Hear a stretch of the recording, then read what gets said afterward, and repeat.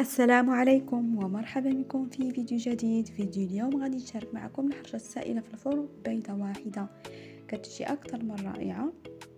فخليكم مع المقادير. طريقة تحضير فرجة ممتعة. فبسم الله على بركة الله. هنايا نبداو في تحضير الوصفة. كنحتاجو بيضة واحدة، نصف كأس من سكر سنيدة، واحد كيس سكر منسم فانيلا، رشة ملح. فإذا هنايا كنخلطوا جميع المكونات فقط بالضرب اليدوي.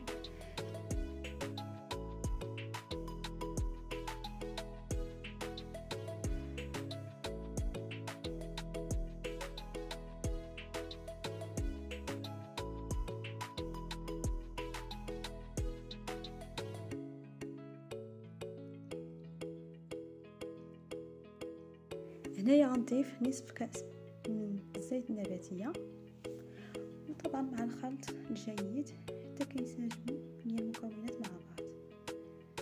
فمن بعد غادي نضيف 2 كؤوس من الحليب البارد، يعني ماشي دافي، فقط بارد.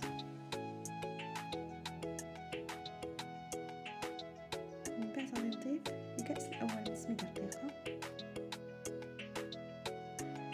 زائد واحد كيس من خميرة الحلويات بوزن 2 غرام.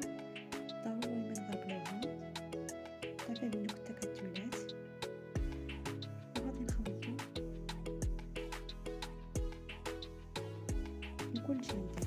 ومن بعد غادي نضيف الكأس الثاني والثالث، وغادي نخلط حتى كنوصلو هداك القوام المناسب. المهم فللأمانة فقط، فبالنسبه لهاد الحرشه بعض الخطرات كتاخذ ليا في الكؤوس 3 كؤوس ونصف، وبعض الخطرات كتاخذ ليا غير 3 الكؤوس فقط، يعني حسب نوعيه السميده الرقيقه المستعمله.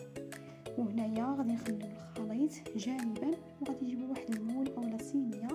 انا هنايا استعملت المقله ثقيله، غادي ندهنها بالزيت وغادي نرشق فوقها سميده رقيقه. كذلك تقدروا تدهنوها بالزبده احسن اذا كان متوفر عندكم. ففي هذا الاثناء راني سخنت الفرن على حراره 180 درجه، على درجه 180. انا طيبت الحرشه في الفرن الكهربائي، كذلك تقدروا يعني تطيبوها في الفرن الغازي. كتسخنوا الفران من قبل على عافيه المبوسه من التحت حتى كطيب لنا الحرشه، عاد كنجعلوها من الفوق باش كتحمر لنا. انا طيبتها كما قلت لكم في الفرن الكهربائي على 180 درجه من الفوق ومن التحت، كطيب خطره واحده.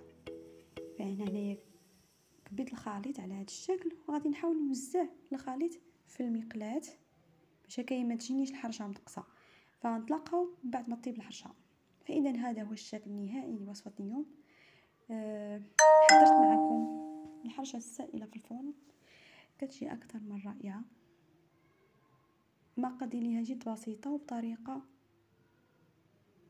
مضبوطه، فكنتمنى تجربوا هاد الوصفه اللي شاركت معكم اليوم.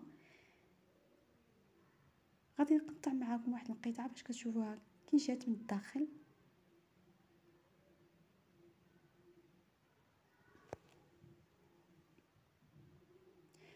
فكما كتلاحظوا معايا كتجي طايبه من الداخل، ما كتجيش مدقصه نهائيا. فما كاينش اللي ماكلها من عندي وما طلبنيش المقادير، فهذه معتمده عندي بزاف، دائما كنصايبها. وصلت معكم لاخر فيديو. كنتمنى الفيديو ديال اليوم الى الاعجاب ديالكم، واذا عجبكم ما تضيعوا لي اللايك وتشتركوا في القناه وتفعلوا الجرس باش دائما يوصلكم كل جديد.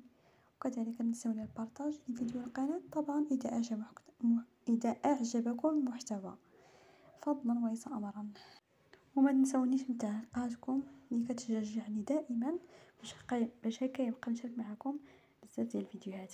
فخليكم على خير الى فيديو قادم ان شاء الله. مع السلامه.